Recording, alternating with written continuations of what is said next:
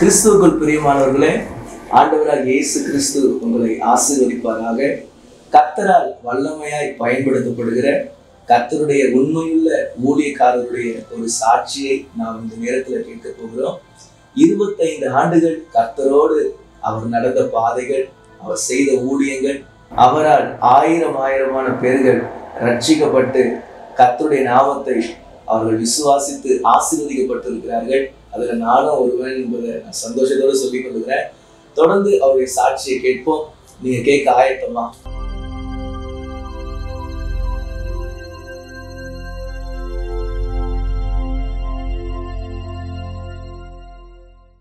Praise the Lord. கிறிஸ்துவுக்குள் பிரியமானவர்களே, ஆண்டவராகிய இயேசு கிறிஸ்துவின் நாமத்தினாலே இந்த சாட்சி நேரத்திற்கு உங்களை நாங்கள் அன்போடு வரவேற்கிறோம். கர்த்தருடைய ஊழியத்தை 25 ஆண்டுகளாக செய்து கொண்டிருக்கிற ஏலிம் புதிய எருசலேம் சபையினுடைய தலைமை போதகரும் நம்முடைய ஆவிக்குரிய தகப்பனுமாக இருக்கிற பாஸ்டர் கார்த்திக் டேனியல் அவர்களுடைய சாட்சியை இந்த நாளிலே நாம் கேட்க இருக்கிறோம். Praise the Lord Anna. Praise the Lord. எப்படி இருக்கீங்க? கர்த்தர் கிருபையில நல்லா இருக்கேன். ஆண்டவராகிய இயேசு கிறிஸ்து உங்களை எப்படி சந்தித்து ரட்சித்தார்? எப்படி நீங்கள் இயேசு கிறிஸ்துவை ஏற்றுக்கொண்டீங்க? முதலாவது ஆண்டவராய் இயேசு கிறிஸ்துவின் நாமத்தினாலே நான் என்னுடைய அனுபவ சாட்சியை பகிர்ந்து கொள்ளும்படியாக ஆண்டவர் கொடுத்த இந்த தருணத்துக்காக முதலாவது என் பரலோக தகப்பனாகிய அருமை ஆண்டவரை நான் துதிக்கிறேன். இயேசு கிறிஸ்துவையும் பரிசுத்த ஆவியானவரை மகிமைப்படுத்துகிறேன். இந்த அனுபவ சாட்சியை நான் பகிர்ந்து கொள்வதில் எனக்கு ரொம்ப சந்தோஷம். எனக்கு ரொம்ப நாள் இது ஒரு வாஞ்சையமாக இருந்தது. கர்த்தர் இதை இன்றைக்கு நிறைவேற்றி இருக்கிறார். நான் ஒரு கிறிஸ்தவ குடும்பத்தில் பிறந்தவன் இல்லை. நான் ஒரு கிறிஸ்தவனாகவும் பிறக்கலை. என் குடும்பமும் கிறிஸ்தவுக்கும் சம்மந்தமே இல்லை. அப்படி தான் எனக்கு இயேசு கிறிஸ்துன்னா யாருன்னே தெரியாத ஒரு குடும்ப பின்னணியிலிருந்து வந்தவன் தான் நான். என்னுடைய குடும்பம் ஒரு இந்து மார்க்கத்தில் நான் அது வழிபட்ட ஒரு குடும்பம். இந்து மார்க்கத்தை பின்பற்றி கொண்டிருந்த ஒரு குடும்பம். ஆனபடினாலே எனக்கு கிறிஸ்துவை பற்றி எனக்கு எதுவுமே தெரியாது. ஆனால் நாங்கள் அந்த இந்து மார்க்கத்துக்குள்ள மிகுந்த பக்தி வைராக்கியம் நிறைஞ்சவங்களாக நாங்கள் இருந்தோம். அப்போது எங்கள் குடும்பம் நல்லா இருந்துச்சு, நல்லா போயிட்டு இருந்துச்சு. நாங்கள் எல்லாம் நல்லா இருந்தோம். எனக்கு எங்கள் அப்பா, அம்மா, நான், என் கூட பிறந்த என்னுடைய தங்கச்சி, 4 பேர் எங்கள் குடும்பத்தில் ரொம்ப சந்தோஷமாக நாங்கள் வாழ்ந்து கொண்டு இருந்தோம். திடீர்னு சொல்லி ஒரு நாள் நான் ஸ்கூலுக்கு போகும்போது அந்த ஸ்கூலில் திடீர்னு அந்த அசம்பிளி, இந்த ஸ்கூல் ஆரம்பிக்கும் போது வைக்கிற அசம்பிளியில், அந்த அசம்பிளி டைமில் திடீர்னு ப்ரேயர் நடந்துகிட்டு இருக்கு, மார்னிங் ப்ரேயர். அப்போ அது நடந்துட்டு இருக்கும்போது திடீர்னு எனக்கு ஒரு மயக்கம் போல் நான் அந்த அசம்பிளிலேயே விழுந்துட்டேன். விழுந்து கொஞ்ச நேரத்தில் தான் எனக்கு வலிப்பு மாதிரி வந்துடுச்சு. வலிப்பு மாதிரி ஒரு 2 மணி நேரம் அந்த வலிப்பு எனக்கு நிற்காமல் தொடர்ந்து வந்து வெட்டி என் உடம்ப நுர தள்ளி 2 மணி நேரம் நான் உயிரோடு இருப்பேனா இருக்க மாட்டேனான்னு எனக்கு தெரியாத அளவுக்கு மிகுந்த போராட்டம் வந்துடுச்சு. ஸ்கூலில் எல்லாரும் பயந்து, பிரின்சிபல் பயந்து எங்கள் அப்பாவுக்கு ஃபோன் பண்ணி அவங்கள வர சொல்லி என்னைய பார்க்கும் போது எங்கள் அப்பா என்னைய பார்த்து பயங்கரமாக அழுதாரு. அம்மாவும் அப்பாவும் தலையில் அடிச்சுட்டு அழுதாங்க. என்ன ஆச்சுன்னு தெரியல, என் பிள்ளை இருக்குமா, உயிரோடு இருக்குமா, செத்து போயிடுமான்னு தெரியலையே அப்படின்னு அழுதாங்க. அதுலேருந்து எங்கள் ஸ்கூல்லேருந்து என் வீட்டுக்கு கூட்டிகிட்டு வந்துட்டாங்க. அப்புறம் நிறைய டாக்டருங்கிட்ட கூப்பிட்டு போக ஆரம்பித்தாங்க. இந்த நரம்பு சம்மந்தப்பட்ட டாக்டருங்கிட்டெல்லாம் என்னை கூப்பிட்டு போக ஆரம்பித்தாங்க. இப்போ நரம்பு சம்மந்தப்பட்ட டாக்டருங்கிட்டெல்லாம் போய் டெஸ்ட் எடுக்கிறோம். அங்கே டெஸ்ட் எடுத்தால் நார்மல், ரிசல்ட் நார்மல். சரி, அப்போ இந்த டாக்டரை பாருங்க, அந்த டாக்டரை பாருங்க அப்படின்னு சொல்லி நாங்கள் போய் ஒவ்வொரு டாக்டராக போய் எங்கே போனாலும் எந்த டெஸ்ட் எடுத்தாலும் நார்மல் அப்படின்னு சொல்லி அது வந்தது. அப்போ எங்களுக்கு எங்கள் அப்பாவுக்கும் அம்மாவுக்கும் ஒன்றுமே புரியல. அதுக்கப்புறம் இது சைக்காட்டிஸ்ட் ப்ராப்ளமாக இருக்கும், மன ரீதியான ஏதாவது பிரச்சனையாக இருக்கும், மனவியாதியாக இருக்கும்னு சொல்லி சைக்காட்டிஸ்டெல்லாம் கூப்பிட்டு போனாங்க. அங்கே ரொம்ப எக்ஸ்பர்ட்ஸ் ரொம்ப அந்த சைக்காட்டிஸ்ட்லேயே நல்ல நிபுணத்துவம் பெற்றவங்கள்கிட்டெல்லாம் கூட்டிகிட்டு போனாங்க. அவங்க என்னை நல்லா தரவாக செக் பண்ணி பார்த்துட்டு, தம்பி மனநிலைமை நல்லா தான் இருக்குது, அவருக்கு எந்த பிரச்சனையும் இல்லை அப்படின்னு சொல்லிட்டாங்க. இப்போ டாக்டர்கிட்ட போய் அப்பாவும் அம்மாவும் போய் இது என்ன தான், இது எப்படி தான் முடியும் அப்படின்னு கேட்கும்போது அவங்க சொன்னாங்க, இது எப்படி வந்ததுன்னு எங்களுக்கு தெரியல, ஆனால் இது சரியாகலாம் சரியாகாமல் போகலாம்.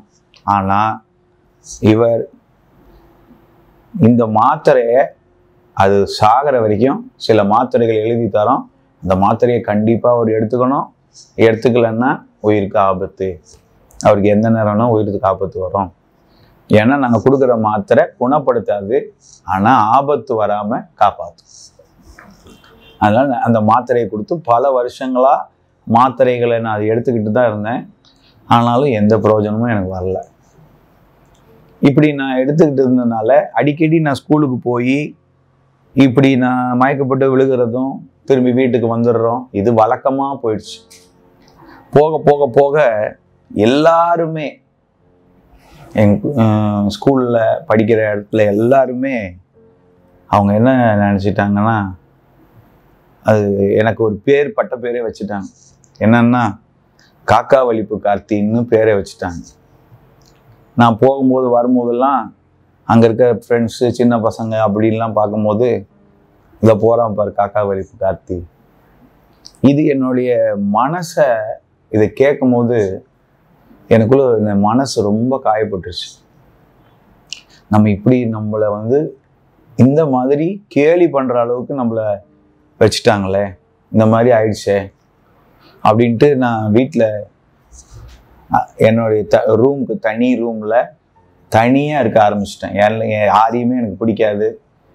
போக போக போக அந்த இன்ஃபீரியாரிட்டின்னு சொல்லுவாங்க, அந்த மாதிரி எனக்குள்ள போராட்டம் மன ரீதியாக ஏன்னா என்னை காயப்படுத்தப்பட்டேன். இந்த மாதிரி கிண்டல் பண்ணனால, என்னை பரியாசம் பண்ணனால நான் காயப்படுத்தப்பட்டு தனிமை, இனிமேல் மனுஷங்களே வேணாம், யார்கிட்டையும் நம்ம பேசக்கூடாது. ஸ்கூலுக்கு போனால் கூட கிளாஸ் ரூமில் வந்துட்டு யார்கிட்டையும் பேச மாட்டேன். டீச்சரே கேட்பாங்க, ஏன் பேச மாட்டேன், யார்கிட்டையும் ஏன் பேச மாட்டேன், ஏன்னா இவங்க எல்லாம் கிண்டல் பண்ணுறாங்கன்ட்டு நான் யார்கிட்டையுமே பேச மாட்டேன். அப்போது ஒரு நாள் ஒரு ஸ்கூல் ஃப்ரெண்டுக்கு நான் ஃபோன் பண்ணுறேன். அப்போ ஃபோன் அந்த ஃப்ரெண்டு அட்டன் பண்ணுறான். அவங்க வீட்டுக்கு ஃபோன் பண்ண ஃப்ரெண்டு வீட்டுக்கு ஃபோன் பண்ணுறேன். அவங்க வீட்டில் இருக்கிற அவங்க அம்மா அந்த ஃபோன் எடுக்கிறாங்க. அப்போ நான் ஹலோ யாருன்னு கேட்டாங்க. நான் கார்த்திக் பேசுகிறேன் அப்படின்னு சொன்னாங்க. நான் சொன்னேன். அப்போ அந்த அம்மா எந்த கார்த்தி, காக்காவளி கார்த்தியான்னு கேட்டாங்க. அப்போ அவன் என்னன்னு போய் வீட்டில் அவங்க அம்மாட்ட சொல்லியிருந்தா அவங்க அம்மா என்னை இப்படி கேட்பாங்க அப்படின்னு சொல்லி நான் ரொம்ப ஊண்டாகி இது மன உளைச்சலுக்கு போய் செத்து போயிடணும், நம்ம எப்படியாவது மறிச்சு போயிடணும், இது ஒரு வாழ்க்கையே இல்லை, இந்த வாழ்க்கையை எனக்கு பிடிக்கலை, நம்ம ஒரு வியாதிக்கார பிள்ளையா இருக்கோம். ஒரு பக்கம் வீட்டில், இன்னொரு ரூமில் எங்கள் அப்பா அம்மாவும் கடவுளே எனக்கு இப்படி ஒரு வியாதி உள்ள பிள்ளைய கொடுத்துட்டியே அப்படின்னு புலம்பி அழுவாங்க. அதை பார்த்தோன்னே அப்பா அம்மாவும் நான் பாரமாயிட்டேனே, அவங்களுக்கு ஹெல்ப்ஃபுல்லாக இருக்கணும், அவங்களுக்கு எவ்வளோ ஆசை இருக்கும், பிள்ளைங்க பிறந்தா இந்த பிள்ளை பார்த்துப்பான், இந்த பிள்ளை என்னைய நல்லா பார்த்துப்பான், எதிர்காலத்தில் நல்லபடியாக வச்சுருப்பான்னு தானே அவங்க ஆசைப்படுவாங்க. ஆனால் அவங்களுமே இப்போ மனசு உடஞ்சி போயிட்டாங்க. அப்போ இந்த உலகத்தில் எனக்கு வாழணுன்னே எனக்கு விருப்பம் இல்லாமல் போயிடுச்சு. அப்போது அதிலிருந்து எப்படியாவது தற்கொலை செய்து சேர்த்து போகணும், இதுதான் என்னுடைய பயங்கரமான நோக்கம். அது போல் நான் ஒரு தரம் தற்கொலைக்கு முயற்சி பண்ணி அப்புறம் என்னை காப்பாற்றிட்டாங்க. இது போல் 3 தரம் என் வாழ்க்கையில் நான் இருக்கக்கூடாது, மறிச்சு போகணும் அப்படின்னு 3 தரம் தற்கொலைக்கு முயற்சி செய்து காப்பாற்றப்பட்டேன். இப்படி ஒரு சூழ்நிலையில் நான் ஒரு தனி அறையில் இருப்பேன், வெளியே வரமாட்டேன். என்னுடைய நிலைமை என்னன்னா, நான் ரெஸ்ட் ரூம் போகிறேன்னா கூட ரெஸ்ட் ரூமில் நான் இருக்கேன்னு சொல்லணும். அது ஸ்கூலுக்கு போனாலும் அங்கேயும் ரெஸ்ட் ரூமில் அந்த ஸ்கூலில் இருக்க பாட்டியம்மா அங்கே வெளியில் நிற்பாங்க, குரல் கொடுத்துட்டே இருப்பாங்க. நான் குரல் கொடுக்கலன்னா ரெஸ்ட் ரூம் கதை உடச்சிட்டு உள்ளே வந்துடுவாங்க. ஏன்னா ஃபிட்ஸ் வந்துடுச்சு அப்படின்னு. வீட்டிலையும் அதுதான். எனக்கு நான் ரெஸ்ட் ரூமில் இருக்கும்போது குரல் கொடுத்துட்டே இருக்கணும். இதெல்லாம் எனக்கு ரொம்பவே என் மனசை ரொம்ப காயப்படுத்தி என்னை வேதனைக்குள்ளானவனா மாற்றிடுச்சு. இன்னும் எனக்கு திரும்ப மறிச்சு போகணும், எப்படியாவது மறிச்சு போகணும் அப்படின்னு சாகணும், சாவை விரும்பிட்டு இருந்த என்ன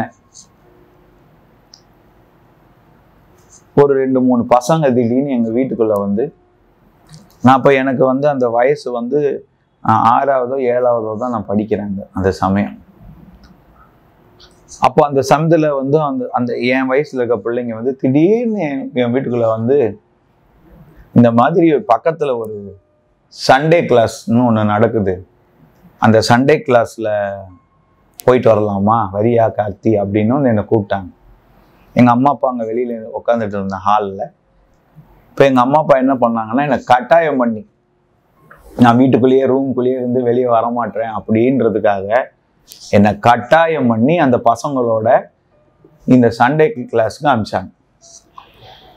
அப்போது நான் ஒரு வேண்டா வெறுப்பா இவங்க கட்டாயம் பண்ணுற நிமித்தமாக நான் அந்த பசங்களோட சண்டே கிளாஸுக்கு போனேன். அங்கே மொத போய் அந்த சண்டே கிளாஸ்ன்னு ஒரு வீட்டில் ஒரு 10 பசங்களுக்கு சின்ன பிள்ளைங்களை கூப்பிட்டு அங்கே அந்த சண்டே கிளாஸ் மாதிரி பண்ணுறாங்க.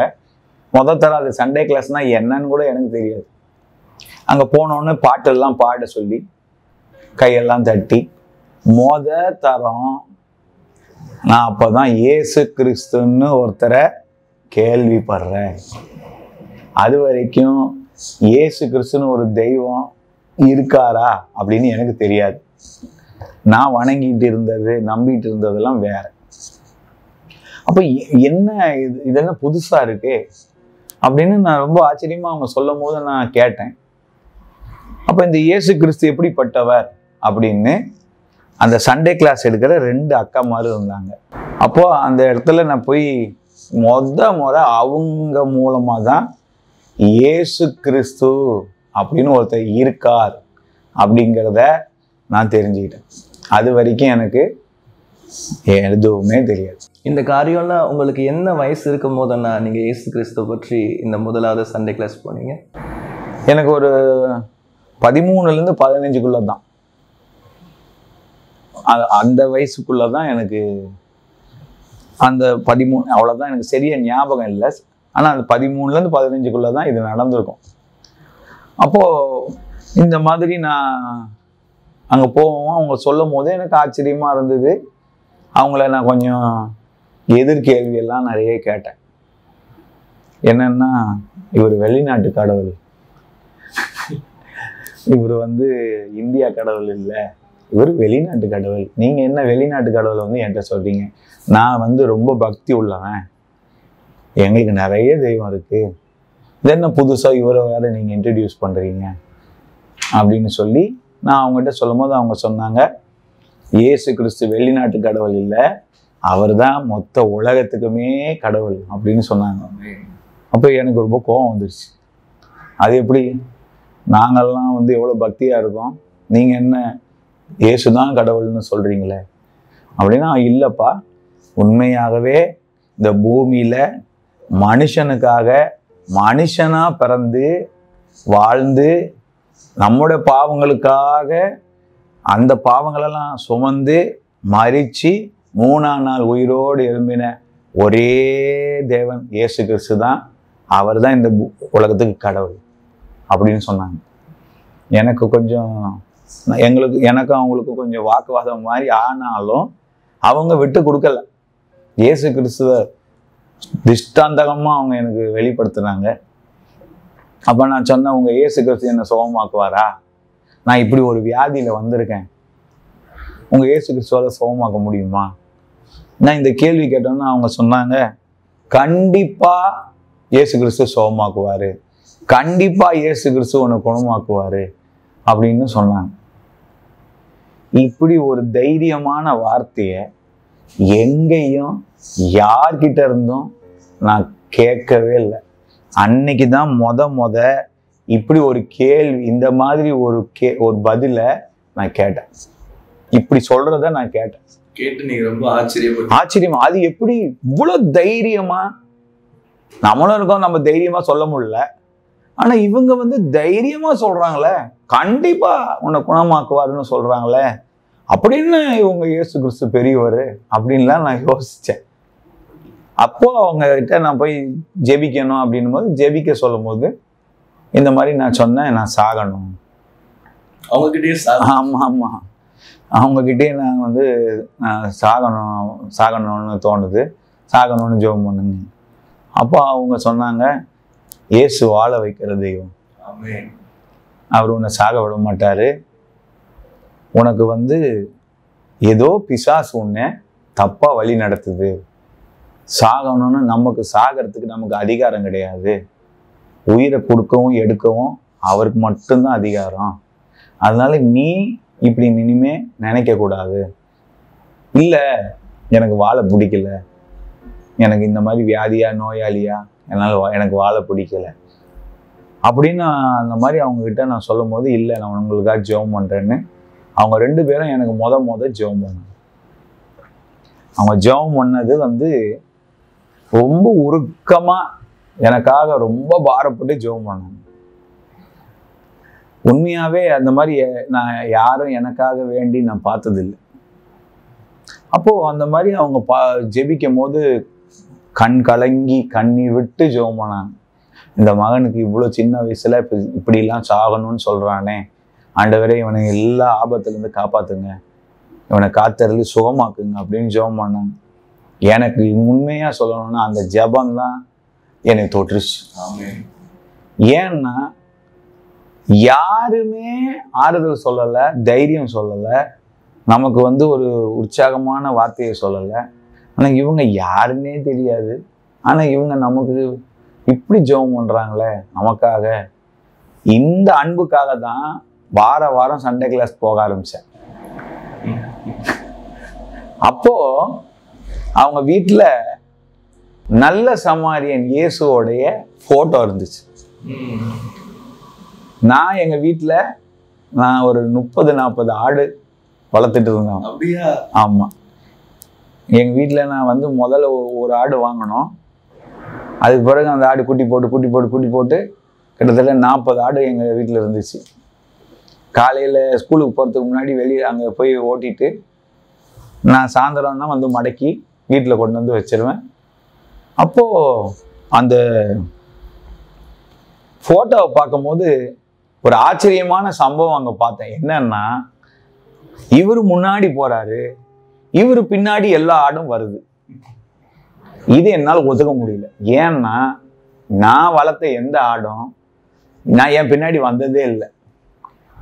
நான் தான் அதை அடித்து முன்னாடி அதுங்களை துரத்திட்டு போவேன், கொம்பை வச்சு துரத்திட்டு போவேன். அப்படியுமே சில ஆடு என்னை மீறி வெளியே ஓடிடும். அதை திருப்பி துரத்திட்டு போய் அடித்து கூட்டிகிட்டு வருவேன். இவர் என்ன மாடு அமைதியாக போகிறாரு, ஆடுகள் எல்லாம் அவர் பின்னாடியே போதே, இது என்ன இது இப்போ என்னால் ஒத்துக்க முடியாது. அப்போ இது அவங்க கிட்ட கேட்டேன், இது என்னன்னா, இவர் தான் நல்ல மேய்ப்பன் அப்படின்னு சொன்னாங்க. நல்ல மேய்ப்பனுடைய ஆடுகள் அவர் பின்னாடியே அவர் சத்தத்தை கேட்டு கீழ்ப்படிஞ்சு போவோம் அப்படின்னு சொன்னாங்க. அந்த போட்டோ மேலே எனக்கு ஒரு பெரிய ஈர்ப்பு வந்துருச்சு. நான் அவங்க வீட்டுக்கு போயிட்டு எப்படியாவது அந்த போட்டோ அவங்க கையிலேருந்து வாங்கி நம்ம வீட்டுக்கு எடுத்துட்டு வந்தோம். இதுதான் என் மைண்டிலெல்லாம் இருந்தது, எடுத்துட்டு வச்சுக்கணும். ஏன்னா இது என்னை ரொம்ப மைண்டை ரொம்ப அட்ராக்ட் பண்ண ஒரு ஃபோட்டோவாக இருந்தது. காரணம் என்னன்னா, நான் ஆடு வளர்த்ததுனால எனக்கு அது ஆச்சரியமாக இருந்துச்சு. அப்போது ஒரு வாரம் போகும்போது நான் அந்த ஃபோட்டோவை கேட்டேன்.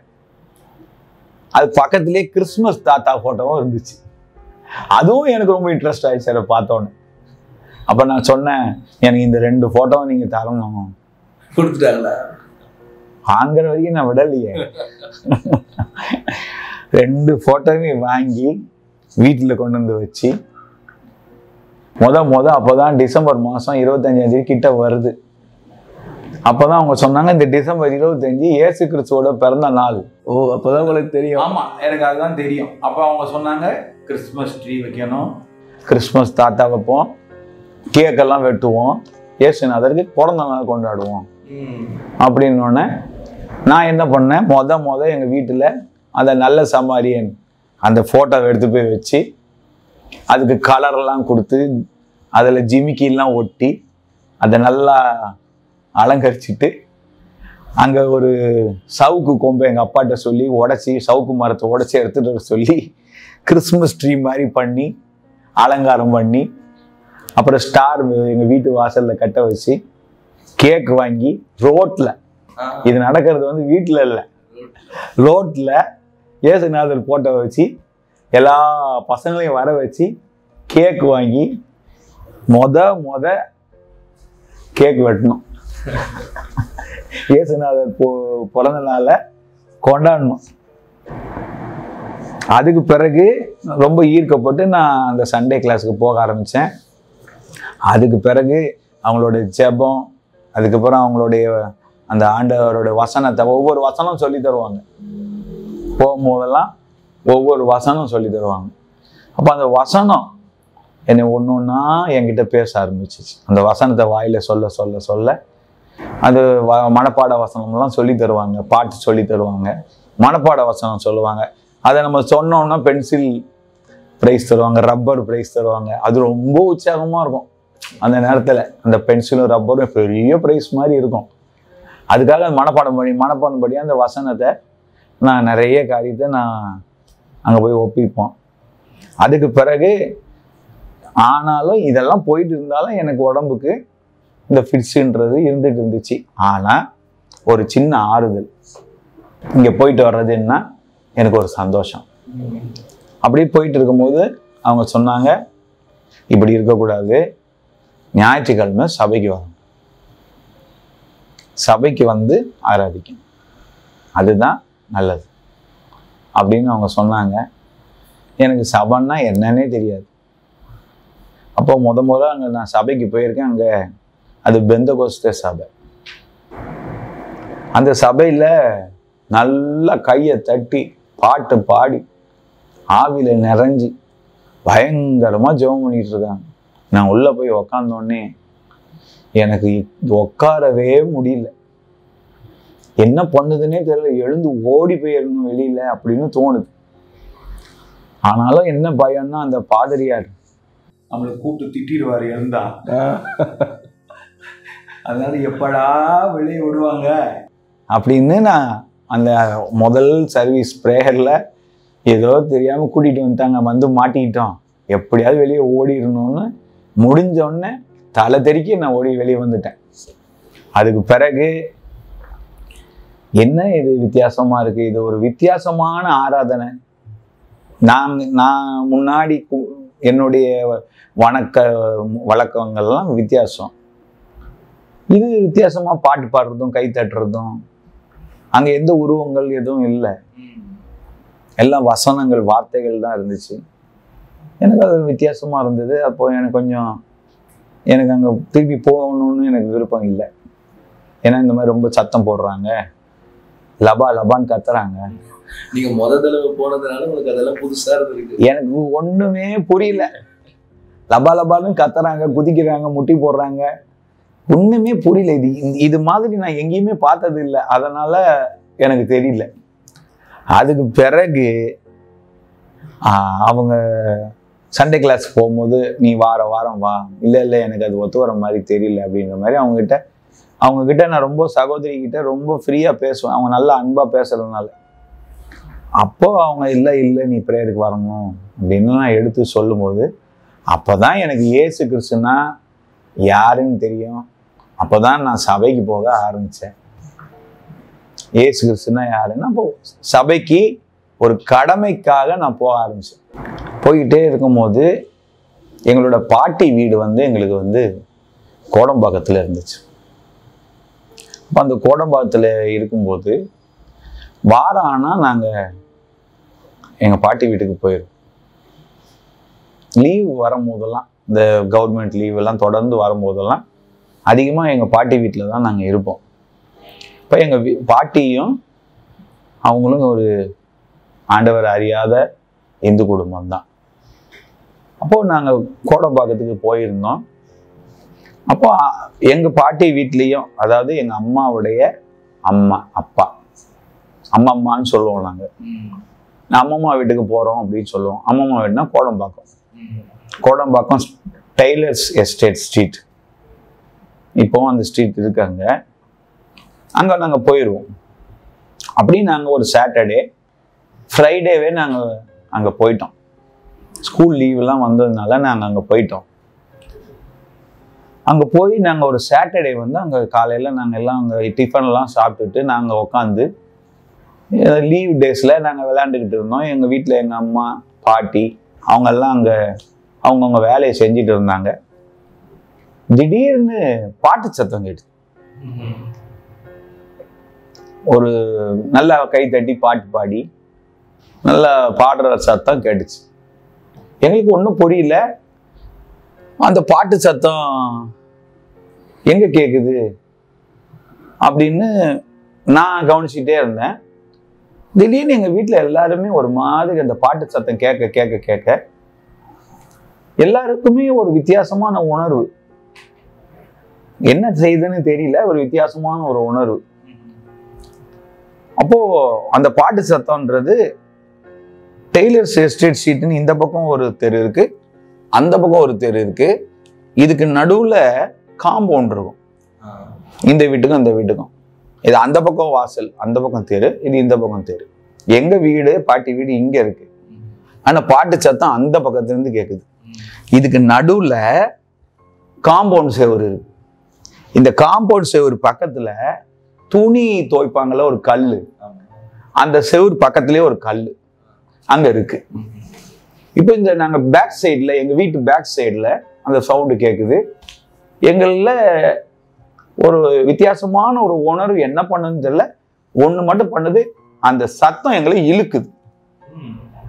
அப்போ நான் எங்க அம்மா எல்லாம் சேர்ந்து என்னன்னு பார்த்துட்டே இருக்கும்போது எங்களை அறியாமையே நாங்க அந்த பின்பக்கம் போய் அந்த துணி துவைக்கிற கல்லு மேல ஏறி, காம்பவுண்ட் செவர் வந்து ரொம்ப பெருசு இல்லை, ஒரு மனுஷன் எகிரி அந்த பக்கம் குதிக்கலாம். அந்த பக்கம் குதிச்சு பார்த்தா அங்க பிரேயர் மீட்டிங் நடந்துட்டு இருக்கு. பிரேயர் மீட்டிங் நடந்துட்டு இருக்குன்னு நாங்க பார்த்துட்டு இருக்கும் போதே எங்களுக்குள்ள அலக்களிப்பு. எல்லாருக்குள்ளேயுமா? நாங்க எத்தனை பேர் அங்க போனோமோ அத்தனை பேருக்குமே, எல்லாருக்கும் சொல்ல முடியாது, ஒரு சிலருக்கு அலக்களிப்பு. அதுல எனக்குமே அலக்களிப்பு.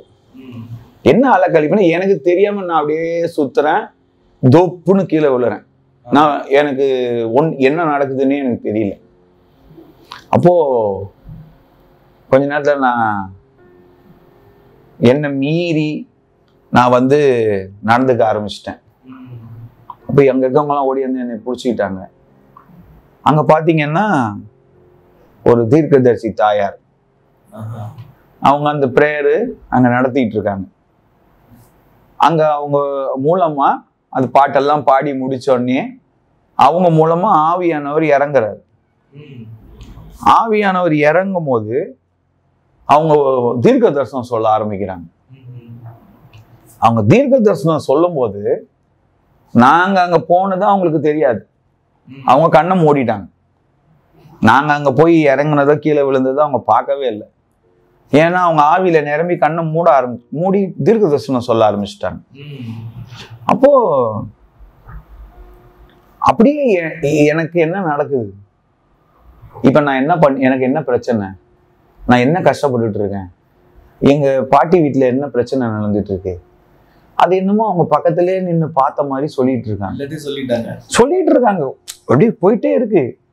நாங்க இந்த ஆடிட்டு அலக்கழிச்சுட்டு நான் இதெல்லாம் கவனிக்கிறேன். அவங்க இன்னும் என்னை பத்தி சொல்ல என் உடம்பு தானா அலக்களிக்குது. ஆனா நான் கண்ட்ரோல் பண்றேன், என்னால கண்ட்ரோல் பண்ண முடியல. ஆனா அவங்க பேசுறது எனக்கு கேக்குது. அப்போ என்னை பத்தி பேசும்போது அவங்க ஒரு வார்த்தை சொல்றாங்க, இது வியாதி இல்லை, உனக்குள்ள வைக்கப்பட்ட மாந்திரிகம் அப்படின்னு அவங்க சொன்ன உடனே என்னை தூக்கி ஏதோ ஒண்ணு போட்டுருச்சு. அதுக்கப்புறம் என் கூட வந்த எங்க அம்மா எல்லாருக்கும் ஒரு எப்படி சொல்ற மயக்க நிலை மாதிரி ஆகி போயிடுச்சு. அப்போ திருப்பியும் அவங்க வந்து ஒன்று ஒன்றா பேசுறாங்க. உனக்கு இது வியாதி இல்லை, மாந்திரிகத்தினால உனக்கு வந்த போராட்டம், உனக்கு விரோதமா நீ மறிச்சு போகணும்னு உனக்கு செஞ்ச மந்திரம் அப்படின்னு சொன்னாங்க. இந்த மந்திர தந்திரம்லாம் எங்களுக்கு இறங்க முன்னாடி தெரியாது. ஆனா அவங்க சொல்ல சொல்ல எனக்கு என் சரீரத்துல ஏதோ வித்தியாசம் ஆகுது. அதுக்கு பிறகு ஜெபம்லாம் முடிச்ச பிறகு அவங்க எங்க கிட்ட பேச ஆரம்பிச்சாங்க. நீங்க எங்க இருந்து வரீங்க, எப்படி வந்தீங்கன்னு. அப்ப நாங்க அங்க கேட்டோம், இவங்களுக்கு எங்க வீட்டுக்கு அதெல்லாம் எப்படி தெரியும், எங்க பிரச்சனையை அவங்க எப்படி சும்மா பக்கத்துல இருந்து பார்த்த மாதிரி சொல்றாங்களே, இவங்க எப்படி இதெல்லாம் சொல்றாங்க. அப்போ பக்கத்துல இருந்த ஊழியக்கார் பிரதர் சொன்னாரு, அவங்க மூலமா ஆவியானவர் தீர்க்க தரிசனமா உங்களுடைய காரியங்களை வெளிப்படுத்தி இருக்காரு.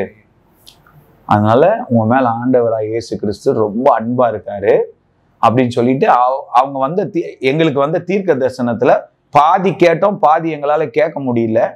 அவர் மீதி எல்லாத்தையும் எழுதி வச்சு எங்களை உட்கார வச்சு, உங்களுக்கு இப்படி இருக்கா, இப்படி இருக்கா அப்படின்னு அவர் சொன்ன எல்லாமே எங்களுக்கு இருந்துச்சு. எல்லா பிரச்சனையும் எங்களுக்கு இருந்துச்சு. அப்பதான் எங்களுக்கு தெரிஞ்சுது இது எங்களுக்கு வந்த மாந்திரிக போராட்டம். இது எத்தனை வருஷமான உங்களுக்கு இருந்திருக்கு? எனக்கு அதான் நான் சொன்னேன், ஸ்கூலுக்கு போகணுன்னே எனக்கு அந்த மாதிரி ஸ்கூலுக்கு போக முடியாம நான் மயக்கப்பட்டு விழுந்து அதுக்கப்புறம் வந்த வலிப்பு. நான் அவங்கள போய் சந்திக்கிறதுக்கு ஒரு 3-4 வருஷம் இருக்கும். அந்த போராட்டம் அப்புறம் சபைக்கு போக ஆரம்பிச்சிட்டேன். அதுக்கு பிறகுதான் நாங்கள் இவங்கள போய் சந்திக்கிறோம். போய் சந்திச்சோன்னே இந்த மாதிரிலாம் நமக்கு ரொம்ப தெரிஞ்சு போச்சு. இது மந்திரம், மாந்திரீகம் அப்படின்னு எங்களுக்கு தெரிஞ்சு போச்சு. தெரிஞ்சு போன பிறகு அதுக்கு பிறகு நான் திரும்பி சபைக்கு போக ஆரம்பிச்சிட்டேன். எங்கள் நாங்கள் அங்கே வாரம் அங்கே எப்போனா ஒரு வாட்டி தான் நாங்கள் போவோம். அப்போ எங்களுக்கு புரிஞ்சு போச்சு, இயேசு கிறிஸ்துக்கிட்ட போனாதான் எங்களுக்கு விடுதலை. ஏன்னா உள்ளதை உள்ளபடி சொல்லிட்டாங்களே, எல்லாத்தையும் சொல்லிட்டாங்களே, எங்கள் வீட்டு பிரச்சனை அப்படியே பார்த்த மாதிரி சொல்லிட்டாங்களே அப்படின்னு.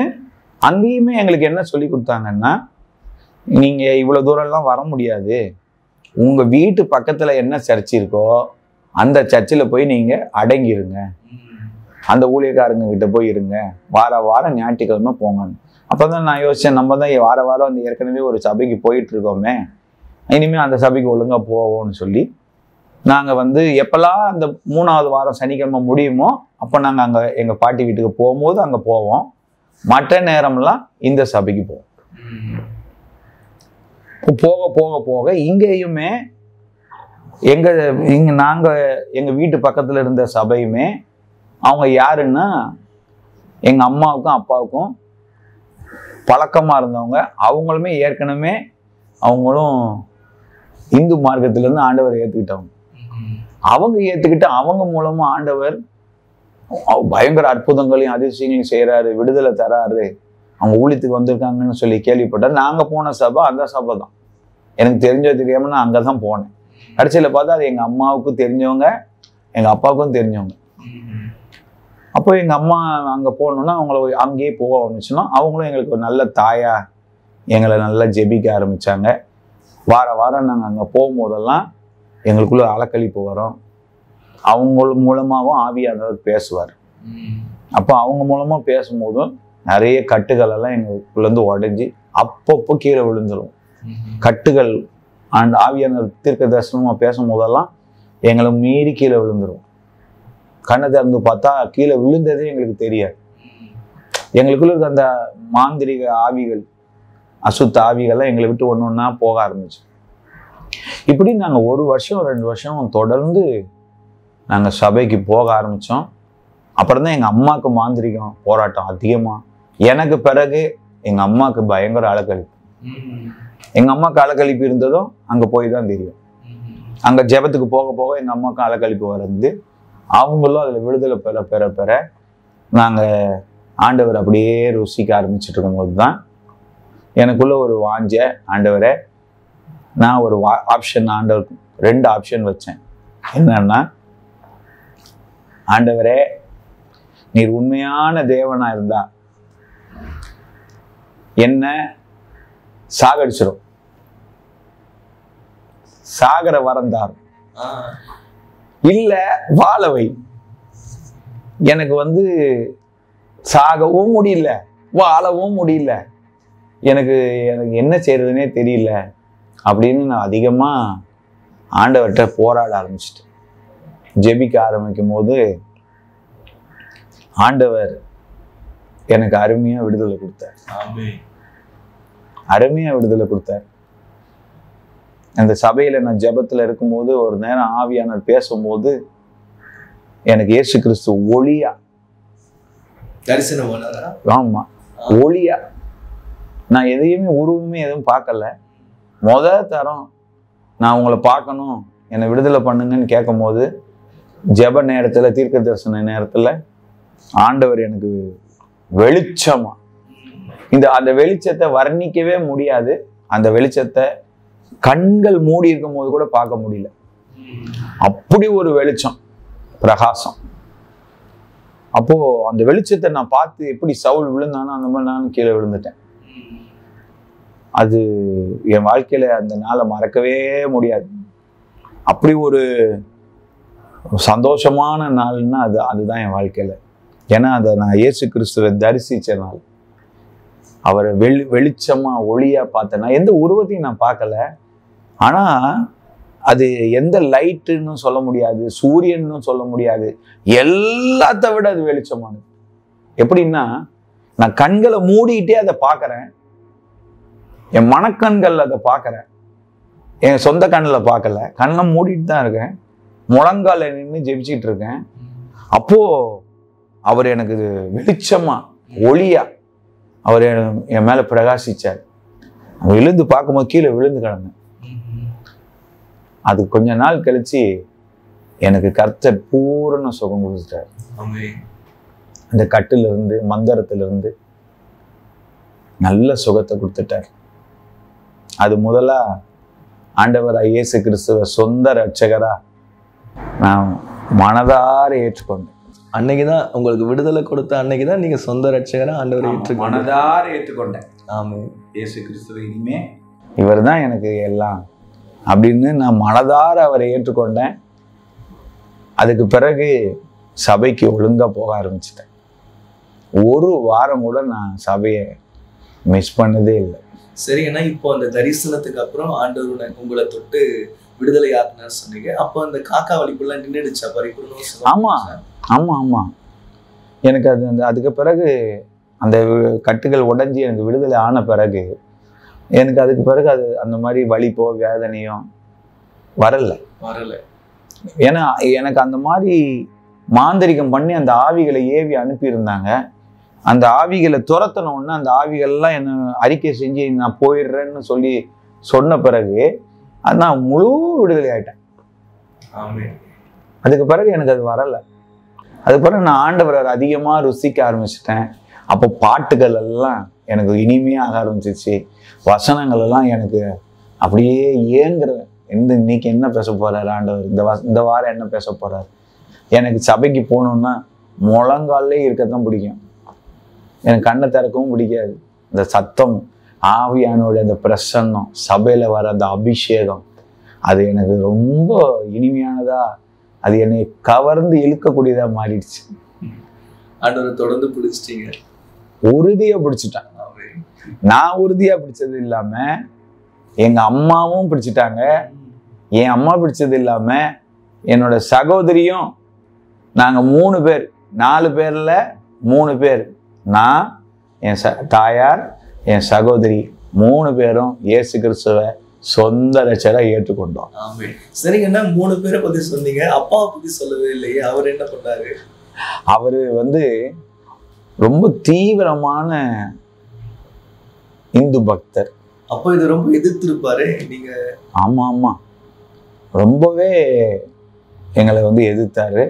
நாங்கள் அப்புறம் சபைக்கு போக ஆரம்பித்த பிறகு அவர் ரொம்ப எங்களுக்கு எதிர்ப்பு தெரிவித்து சண்டை போட ஆரம்பிச்சிட்டார். வீட்டில் ரொம்ப பெரிய சண்டை நடக்கும். என்னன்னு சொன்னால், ஆரம்பத்தில் கிறிஸ்மஸ் ட்ரீ வெட்டி கேக் வெட்டி ஸ்டார் கட்டி போன மனுஷன் இப்போ யார் என்ன சொன்னாங்கன்னு தெரியல, அவர் சபைக்கு போகக்கூடாது அப்படின்னு சொல்லி கண்டிஷன் பண்ண ஆரம்பிச்சிட்டார். அதுக்கு பிறகு எங்களால் ஆண்டவரை தேடாமல் இருக்கவே முடியல. இப்படி நாங்கள் ரொம்ப ஆண்டவர் மேலே அன்பு வர ஆரம்பிச்சிருச்சு. இப்போ ஆண்டவர் மேலே அந்த அன்பு வந்த பிறகு இவர் வந்து அதுக்கு முட்டுக்கட்டையா இருக்காரு. அப்புறம் எப்படி சர்ச்சுக்கு போவீங்க, எப்படி ஜெபம் பண்ணுவீங்க? நாங்கள் வந்து அவருக்கு தெரியாம பொய் சொல்லிட்டு தான் போவோம். அங்கே போகிறோம், மார்க்கெட் போகிறோம், கடைக்கு போகிறோம், ஏதாவது வெளியே போகிறோம் அப்படின்னு சொல்லிட்டு. கண்டுபிடிச்சிட மாட்டாரா? அவருக்கு தெரியாதா? அது கொஞ்ச நாள் போச்சு, அதெல்லாம் கண்டுபிடிச்சிட்டாரு. அது கண்டுபிடிச்சி எங்களை எல்லாரையும் அடிச்சார். எங்க அம்மாவை, என்னைய, என் சகோதரி எல்லாரையுமே அவர் அடிச்சார். போகக்கூடாது, எல்லா சொந்தக்காரங்களையும் கூப்பிட்டு ஒரு பஞ்சாயத்து மாதிரி பண்ணி, இந்த சபைக்கு போனேன்னா எங்க அம்மாவை சொன்னா இனியும் உன்னை நான் டைவர்ஸ் பண்ணிடுவேன், ஏன்னா எங்களெல்லாம் உங்களெல்லாம் வீட்டை விட்டு திரத்திடுவேன், அதுக்கப்புறம் நீங்க போய் பிச்சை தான் எடுக்கணும் அப்படின்னு சொல்லி எங்களை ரொம்பவே எங்களுக்கு தொந்தரவு கொடுத்தாரு, எதிர்த்து நின்னார். உங்களுக்கு ரொம்ப வருஷமா இருந்த காக்கா வலிப்பை இயேசு குணமாக்கி இருக்காரு. அதை அவர் கண்ணார கண்டும் கூட ஆண்டவராக இயேசு கிறிஸ்து மேல அவருக்கு ஒரு விசுவாசம், ஒரு அன்பு இல்லையா? அவருக்கு என்னன்னு சொன்னா, இயேசு கிறிஸ்துவ அவர் வெறுக்கல, ஆனா வந்து அந்த கிறிஸ்துவத்துக்குள்ள போயிடுறது, மதம் மாறுறது, இந்த மாதிரின்னா எங்க சொந்த பந்தங்கள் எங்களை வந்து வெறுத்துருவாங்க, ஒதுக்கிடுவாங்க. இந்த காரணத்துக்காகவே அவர் எங்களை வந்து ரொம்பவே காயப்படுத்தினாரு, ரொம்ப எங்களுக்கு எதிர்ப்பா இருந்தாரு. அவர் வந்து கடைசியில போயிட்டு ஒரு மத வெறியனாவே மாறிட்டார். எங்களுக்கு வந்து அந்த மாதிரி பிரச்சனை எல்லாம் எங்களுக்கு கொடுக்க ஆரம்பிச்சிட்டாரு. அப்படியே ஒரு வாரம் ஞாயிற்றுக்கிழமையும் எங்களுக்கு ஒரு பெரிய கடலை தாண்டி நாங்க போற மாதிரி இருக்கும். எப்படி நான் இவ்வளவு பிரச்சனையை தாண்டி நீங்க இயேசு கிறிஸ்து அவருடைய சபை இந்த ஆலயம்னு சொல்லி அப்பாவுடைய அந்த காரியத்துல மீறி எவ்வளவு தைரியமா நீங்க எப்படி போக முடியுது? அதுக்கு என்ன காரணம்? என்ன காரணம்னா, மத்தேயு சுவிசேஷம் 18 அதிகாரம் 11ஆம் வசனம் சொல்லுது, அவர் கெட்டு போனதை ரட்சிக்க வந்தார். என்னைக்கோ நான் வந்து மறிச்சு போயிருப்பேன், மண்ணோட மண்ணா போயிருப்பேன். 3 முறை நான் தற்கொலைக்கு முயற்சி பண்ணேன். அப்படி மறிச்சு போக வேண்டிய இந்த எண்ணெய் பரிபூர்ணமா விடுதலையாக்கி என்னை வந்து ஆண்டவர் வந்து சுகமாக்குனாரே, அதை எப்படி மறக்க முடியும்? அந்த அன்பை எப்படி நம்மளால வந்து விட்டுற முடியும்? அடிக்காக, உதைக்காக, திட்டுக்காக அதை எப்படி நம்மளால வந்து மாட்டேன்னு சொல்ல முடியும்? எங்களால முடியல. ஆண்டவரை எங்களால மறுதளிக்கவே முடியல. ஏன்னா அந்த அன்பு வேற எங்கேயுமே இல்லை. இயேசு கிறிஸ்துவோடைய அன்பு வேற எங்கேயுமே இல்லை, யார்கிட்டையுமே இல்லை. அவரை போல அன்பு கூற யாராலையும் முடியாது. அதனால அவர் எவ்வளவோ தொந்தரவு கொடுத்தாலும் எங்களுக்கு சபைக்கு போகக்கூடாது அப்படின்ற ஒரு எண்ணம் கூட எங்களுக்கு வந்ததே இல்லை. ஏன்னு சொன்னா அவரோட அன்பு. ஏன்னா என்னை யாரும் மதம் மாறு, நீ இதுல வந்துரு, ஞானஸ்நானம் எடுன்னு யாருமே கட்டாயம் பண்ணல. நானாதான் இயேசு கிறிஸ்துவோட அன்பை ருசிச்சு, என் அம்மா நாளாம் அந்த வசனத்தை கேட்டு, இவர் தான் நம்மளுடைய இரட்சகர், இவர் தான் இந்த பூமிக்கு எந்த மனுஷனையும் பிரகாசிப்பிக்கிற மெய்யான ஒளி, அப்படி இவரால தான் ரட்சிப்பு, வேற யாராலையும் ரட்சிப்பு இல்லைன்னு தெரிஞ்சிட்ட பிறகு இந்த வாழ்க்கையில இயேசு கிறிஸ்துவை நம்ம எப்படி மறுதளிக்க முடியும்? அவ்வளோ அன்பான தேவனை என் பாவங்களை அவர் சுமந்தாரு, என் பாடுகளை அவர் ஏற்றுக்கொண்டாராம், என் துக்கங்களை அவர் சுமந்தாராம், எனக்காக தண்டனை அவர் ஏற்றுக்கிட்டாராம். அப்படின்னும் போதுதான் வியாதியிலிருந்து இந்த மந்திரத்திலிருந்து விடுதலை கொடுத்ததை விட நான் ரட்சிக்கப்பட்டது எவ்வளவு பெருசு இது எவ்வளவு பெரிய ரட்சிப்பு. எனக்கு மரணத்துக்கு பின்னாடி ஒரு பெரிய வாழ்க்கை இருக்கு. நான் பரலோகத்துல இயேசு கிறிஸ்துவோட போய் நித்தியமா அவர் கூட வாழ போறேன். இந்த பாக்கியம் எனக்கு கிடைச்சிருக்குன்னு நான் அது தெரிஞ்ச பிறகு இந்த அடி, இந்த திட்டு இதெல்லாம் எங்களுக்கு பெருசாவே தெரியல. எங்களுக்கு அதை விடறதுக்கு மனசும் இல்லை. அது போல அது அப்படியே நடந்துகிட்டே இருந்துச்சு. இப்படியே தான் எங்க வாழ்க்கை போயிட்டு இருந்தது. இப்படி போயிட்டே இருக்கும்போது எங்க அம்மா கூட சேர்ந்து எங்க அம்மாவுடைய அம்மா, அம்மாவுடைய அப்பா, எங்க அம்மாவுடைய சகோதரிகள், சகோதரர்கள், எங்க அம்மா எல்லாரையும் வழி நடத்த ஆரம்பிச்சுட்டாங்க ஆண்டவருக்குள்ள. ஆமா, எல்லாரும் ரட்சிக்கப்பட்டாங்க. ஆமா. ஸ்தோத்திரம். ஒருத்தர் பின் ஒருத்தரை சபைக்கு கூட்டிட்டு வந்து ஜெபிக்க அவங்களுக்கும் மந்திர கட்டுகள், அவங்களுக்கும் சூனிய கட்டுகள், அவங்களையும் ஆண்டவர் விடுதலை பண்ணார். 25 வருஷம் 30 வருஷம் நினைக்கிறேன்.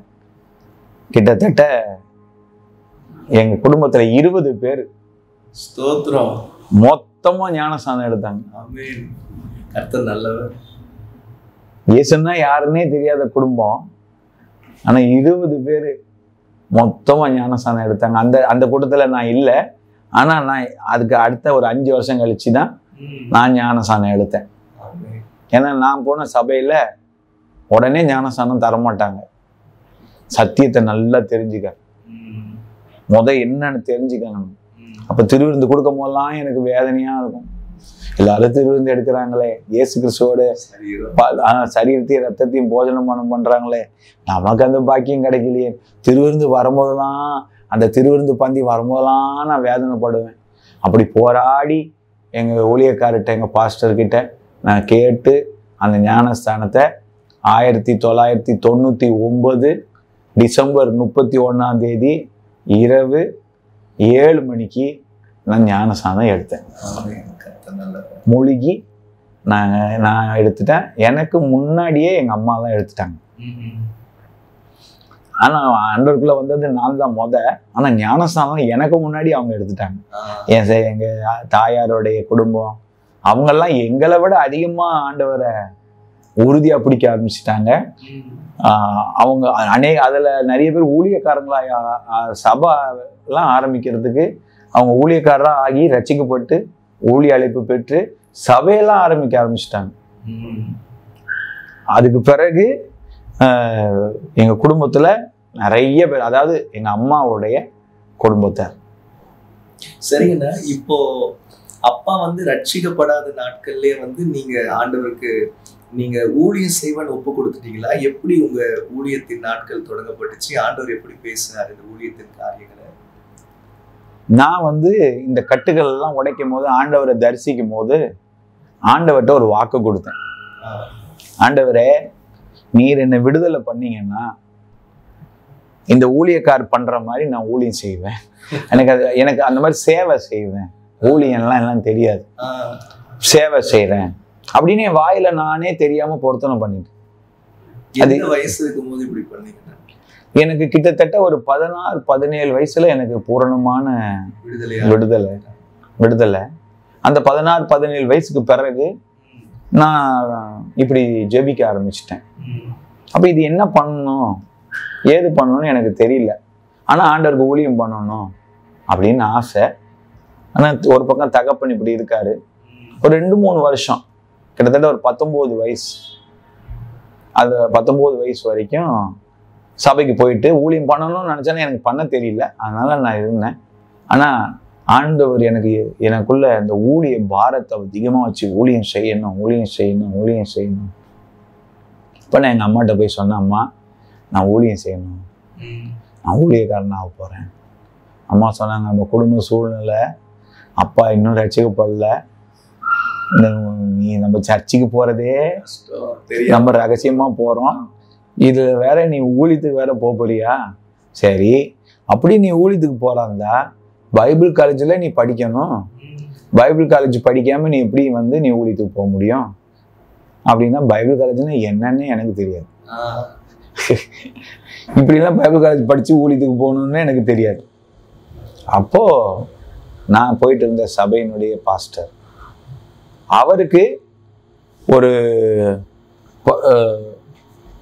திருவிக்கா நகர், பெரம்பூர் பக்கத்தில் இருக்க திருவிக்கா நகர், அங்கே சர்ச் குரோத் அசோசியேஷன்னு ஒரு ஸ்தாபனம் இருக்கு. அந்த சர்ச் குரோத் அசோசியேஷனில் முத ஐசிடி அப்படின்னு ஒரு பைபிள் காலேஜ் ஆரம்பிக்கிறாங்க. அதில் சென்னையில் 10 பேரை தேர்ந்தெடுத்து அவங்களுக்கு ஊழிய பயிற்சி கொடுத்து 2 வருஷம் மாதம் அவங்களுக்கு 1500 ரூபாய் ஸ்டைஃபன், படிக்கிறதுக்கு எல்லாம் இலவசம். திங்கள் முதல் வெள்ளிக்கிழமை வரை அங்கே இருக்கணும். சனி ஞாயிறு நம்ம சபைக்கே வந்துடலாம், நம்ம வீட்டுக்கே வந்துடலாம், சபைக்கு போகலாம், சபை ஊழியங்கள் செய்யலாம். இப்படி தான் அந்த பைபிள் காலேஜ் ஆரம்பித்தாங்க. அப்போது அப்படி ஒன்று ஆரம்பித்ததை எங்கள் பாஸ்டர்கிட்ட அந்த பைபிள் காலேஜ் சம்மந்தப்பட்ட பிரின்சிபல்ஸ் எல்லாம் கான்டாக்ட் பண்ணி, உங்கள் சபைகளில் யாராவது ஊழியம் செய்ய வாஞ்சி உள்ளவங்க இருக்காங்களா, ஊழியம் செய்யணுமான்னும் போது எங்கள் பாஸ்டர் வந்து எங்கள் சபையில் ஒரு 2-3 பேருக்கு நாங்கள் அப்ளிகேஷன் போட சொன்னார். அப்போது எங்கள் பாஸ்டர் வந்து என்னையும் ரெஃபர் பண்ணார். எனக்கு விருப்பமே இல்லை, எனக்கு அதில் விருப்பமே இல்லை, எனக்கு பைபிள் காலேஜ் போக விருப்பமே இல்லை. ஆனால் ஊழியம் செய்யணும்னு விருப்பம். இப்போ எங்கள் அம்மாட்ட சொன்னேன் எனக்கு அதெல்லாம் விருப்பம் இல்லைன்னு. அப்போ அவங்க சொன்னாங்க, நீ ஊழியம் செய்யணும்னா பைபிள் காலேஜ் படிச்சு தான் ஆகணும், அப்போ பாஸ்டர் சொல்கிறதே கேளு அப்படின்னு சொல்லி அவங்க வந்து ஃபார்ம் வாங்கி கொடுத்துட்டாங்க. எனக்கு வேண்டா வெறுப்பு. அப்போது அந்த அப்ளிகேஷனில் நான் படித்த சர்டிஃபிகேட், என் டிசி அதெல்லாம் அவங்க கூட கேட்டிருந்தாங்க. அப்போ திடீர்னு என்ன நடந்ததுன்னா, அந்த சர்டிஃபிகேட்டு தெரியாதனமாக குப்பை தொட்டியில் போய் விழுந்துருச்சு. அப்போ குப்பை தொட்டியில் போய் விழுந்தோடனே எங்கள் வீட்டு வேலைக்காரமாக நல்லா பெருக்கி குப்பை தொட்டியில் போய் கொட்டிருச்சு. ஒரிஜினல் சர்டிஃபிகேட்டு, மார்க் ஷீட்டு அங்கே போயிடுச்சு. அப்போது இந்த அப்ளிகேஷன் ஃபில் பண்ணி கொடுக்க வேண்டிய கடைசி டேட் வந்துருச்சு. நாங்கள் அது வரைக்கும் நாங்கள் தேடுறோம் கிடைக்கல. அப்போது லாஸ்ட் டேட்டு, லாஸ்ட் டைமில் நிற்கிறோம். எங்கள் பாஸ்டர் எங்களுக்கு ஃபோன் அடித்து, என்ன சர்டிஃபிகேட் கிடச்சிருச்சா, போகலாமா, இப்போ டைம் இன்னைக்கு 5 மணியோட டைம் முடியுது. எனக்கு சந்தோஷம், இந்த சர்டிஃபிகேட் காணாமல் போயிடுச்சுதா, நம்ம போகலான்னு. அப்போ திடீர்னு எங்கள் அம்மா, இந்த குப்பை தொட்டியை தான் நம்ம இது வரைக்கும் தேடலை, கண்டுபிடிச்சிட்டாங்க. போய் தேடணும்னு போய் எடுத்தா சர்டிஃபிகேட் அங்கே இருக்கு. எனக்கா வேதனை, 5 மணிக்கு மேலே கிடைக்க கூடாதா? உடனே கிடைச்சி இங்கே கிளம்பும் போதே 5 மணி ஆயிடுச்சு. எனக்கு சந்தோஷம் ஆயிடுச்சு. பாஸ்டர் கூட நான் 5 மணிக்கு இங்கேருந்து கிளம்புறேன், தண்டையார்பேட்டிலேருந்து திருவிக்கா நகருக்கு கிளம்புறோம். ஓமெல்லாம் தோத்திரம் போட்டுக்கிட்டே, ஆண்டவரே வேண்டாம் ஆண்டவரே, நான் தனியாக ஊழியம் செய்கிறேன், உங்களுக்கு ஏதாவது ஊழியம் செய்கிறேன், இதெல்லாம் வேணாம், எனக்கு பிடிக்கல அப்படின்னு. ஆனால் கடைசியில் போயிட்டு அவர் சொல்லிகிட்டே போகிறாரு, நீ இப்படிலாம் லேட் பண்ணிட்டியப்பா, அங்கே போனால் இன்னும் ஆகும்போது தெரியல, இருந்தாலும் ஒரு ட்ரை பண்ணி பார்ப்போன்னு. 5 மணிக்கு ஆஃபீஸ் க்ளோஸ் ஆகிடும்னு சொன்னார். இங்கேயே நாங்கள் 5 மணி கிளம்பும் போது, அப்போ எப்படியும் போய் சேர ஒரு 3/4 மணி நேரம் 1 மணி நேரமும் அது ஆகும். நான் சந்தோஷமாயிட்டேன், எப்படியும் ஆஃபீஸை கூட்டிகிட்டு போயிடுவாங்கன்னு. அன்னைக்குன்னு நான் போகிறேன், அன்னைக்கு அங்கே ஓட்டி பண்ணிக்கிட்டு இருக்காங்க. எல்லா ஆஃபீஸில் எல்லாருமே ஓட்டி பண்ணிக்கிட்டு இருக்காங்க. ஓவர் டைம் அங்கே நடந்துட்டு இருக்கு. ஏதோ ஒரு வேலையா எக்ஸ்டென்ஷன் பண்ணி வச்சிருக்காங்க. போய் பண்ணாலும் எல்லா ஆஃபீஸ்லாம் ஆள் இருக்கிறத பார்த்து எனக்கு ஒன்றுமே புரியல, என்னடா நடக்குது இங்கே. போனோடனே வாங்கன்னு அந்த பிரின்சிபல் கூப்பிட்டாங்க. கொடுத்தோடனே அதை பவ்யமாக வாங்கி வச்சுக்கிட்டாங்க. நீங்க என்ன நினைச்சீங்க அப்போ? என்ன நினைக்கிறதுன்னா, ரொம்ப என்னடா இப்படி ஆகிப்போச்சு அப்படின்னு. சரி, அப்போ கூட என்ன சொன்னாங்கன்னா, இதை நாங்கள் வாங்கி ஜெபம் பண்ணுவோம், நீங்கள் உங்கள் சபையிலேருந்து ஒரு 4-5 பேர் கொடுத்துருக்கீங்க, இது மொத்தமே சென்னையில் 10 பேருக்கு தான், எங்களுக்கு வந்து ஒரு 100 அப்ளிகேஷன் வந்திருக்கு, இந்த 100 அப்ளிகேஷனில் 10 அப்ளிகேஷன் தான் நாங்கள் செலக்ட் பண்ணுவோம் அப்படின்னு சொன்னோன்னே எனக்கு கொஞ்சம் சந்தோஷம். நான் ஜெபிக்க ஆரம்பிச்சிட்டேன், எனக்கு கிடைக்கக்கூடாது அப்படின்னு. போய் எங்கள் சபையில் 4 பேரில் எனக்கு மட்டும்தான் செலக்ட் ஆச்சு. கர்த்தர் முன் குறிச்சிட்டாரு. செலக்ட் ஆகி என்னை போய் சேர்த்தாங்க. வேண்டாம் வெறுப்பாக போய் அங்கே படித்தேன். அப்போது அங்கே தங்க சொல்லிட்டாங்கன்னு தங்கணுன்னே எங்கள் அப்பா ஃபோன் அடிச்சிட்டாரு. நீ ஏன் வரல, வீட்டுக்கு வர்றதில்லை, என்ன பண்ணுறேன்? நான் சொன்னேன், நான் ஒரு வேலை செய்கிறேன், வார்டன், ஹாஸ்டல் வார்டன் வேலை செய்கிறேன், அதனால் அந்த வேலைக்கு வந்திருக்கேன், அதனால் மாதம் 1500 சம்பளம், நான் வீட்டில் இருக்கிறது எனக்கு பிடிக்கல, நான் போய் இந்த மாதிரி ஒரு வேலை செஞ்சுட்டு வரேன் அப்படின்னு எங்கள் அப்பாட்ட சொன்னேன். ஆரம்பத்தில் அவருக்கு ஒன்றும் புரியல, சரின்னு விட்டுட்டாரு. அங்கே நான் திருப்பி வீட்டுக்கு வராததுனால அவருக்கு ரொம்ப டென்ஷன் ஆகி ஃபோன் பண்ண ஆரம்பிச்சிட்டாரு. நீ வாங்குற 1500 நீ வீட்டுக்கும் வரமாட்ட, நீ அங்கேயே இருப்பேன்னா அப்படி ஒரு வேலையை வேணால் எழுதி கொடுத்துட்டு வந்துரு, நான் உனக்கு கவர்மெண்ட்டில் நான் வேலை வாங்கி தரேன் அப்படின்னு சொல்லி கார்பரேஷனில் எப்படியாவது ட்ரை பண்ணி நான் வந்து என்னோட இன்ஃப்ளூயன்ஸை பயன்படுத்தி நான் வாங்கி தரேன் அப்படின்னு சொன்னார்.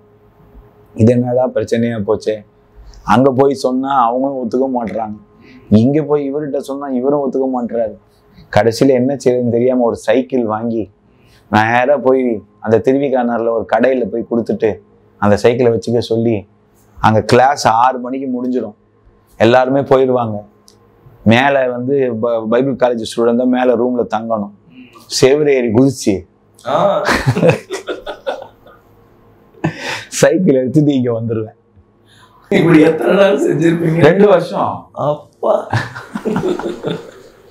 எப்படின்னா மேனேஜ் பண்ணீங்க? இவ்வளோ ஒரு கிரிட்டிக்கலான ஒரு சிச்சுவேஷன், அப்பா இப்படி இருக்காரு, இந்த சைடு ஒரு பக்கம், எப்படி நீங்க இதை சமாளிச்சீங்க? அது கர்த்தரோட கிருபை தான். தினமும் சைக்கிளில் தண்டையார்பேட்டையிலேருந்து திருவிக்கானவர். எவ்வளோ நேரம் ஆகும்? சைக்கிளில் போக 1 மணி நேரம் ஆகும். எப்படியும் ஒரு 20 கிலோமீட்டர் இருக்கும் அது இங்கேருந்து. அப்போ தண்டையார்பேட்டையிலேருந்து அங்கே கிட்டத்தட்ட 20 கிலோமீட்டர் இருக்கும். அப்போ 1 மணி நேரம் சைக்கிளில் போக ஆகும். காலையில் 5 மணிக்கு எங்கள் வீட்டிலேருந்து கிளம்பிடுவேன். எங்கள் அப்பாட்ட சொல்லிட்டேன், நீ டெய்லி வீட்டுக்கு வரணும் அவ்வளோதானே அப்படின்னு சொல்லிட்டு 5 மணிக்கு நைட்டு இங்கே 6 மணி 7 மணிக்கெல்லாம் வீட்டுக்கு வந்துடுவேன். அப்புறம் 5 மணிக்கு இங்கேருந்து அங்கே போயிடுவேன். எதுவுமே பைபிள் காலேஜில் இருக்கவங்களுக்கு தெரியாது. நான் அவங்க கணக்கு, நான் அங்கே இருக்கிற மாதிரி. எனக்கு கூட படித்தவங்கலாம் எனக்கு கொஞ்சம் ஹெல்ப் பண்ணதுனால நான் கொஞ்சம் படிக்க முடிஞ்சுது. 2 வருஷம் இது பண்ணி அந்த கோர்ஸ் எல்லாம் படிச்சுட்டே இருந்தேன். நிறைய காரியம் பைபிள் காலேஜில் கற்றுக்கிட்டேன்.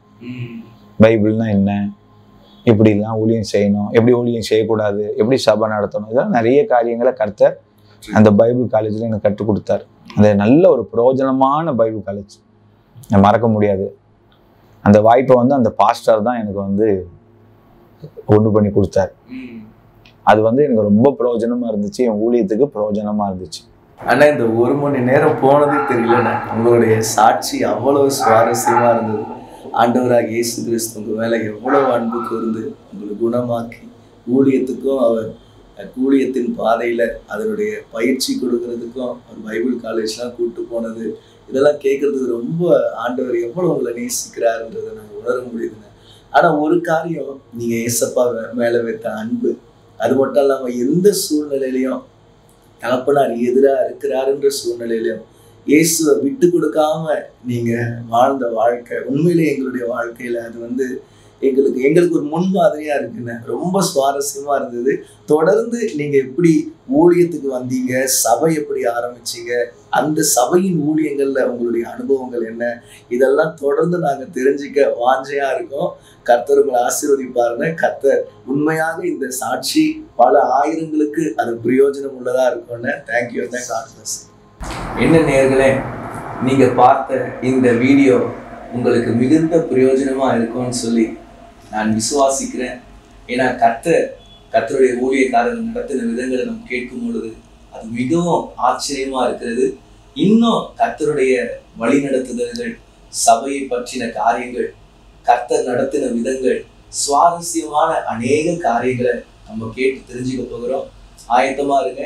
அடுத்தடுத்த எபிசோட்ல இந்த காரியங்களை பற்றி நாம் அறிந்து கொள்வோம். காத்திருங்க. கர்த்தர் ஆசீர்வதிப்பார்.